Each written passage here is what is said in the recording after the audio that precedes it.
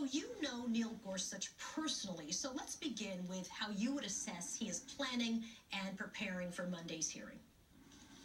I imagine he is reading lots of opinions and congressional statutes, and he's rereading all of his own opinions, and he's also preparing to respond to questions, especially from Democrats, about the constitutional philosophy of Justice Scalia. So where does he stand, do you think, in relation to Scalia?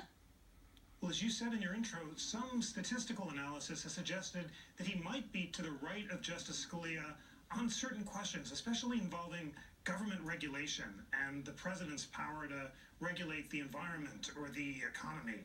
But in other areas, Judge Gorsuch might be more likely than Justice Scalia to check President Trump.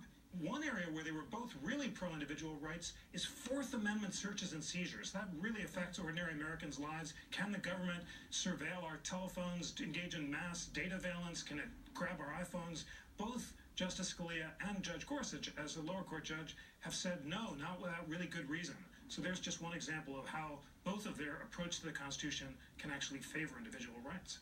If he strictly construes limits on federal and presidential power, how do you assess how he might think about presidential tweeting or even or presidential executive orders? So I know you laugh, but I think it's not irrelevant.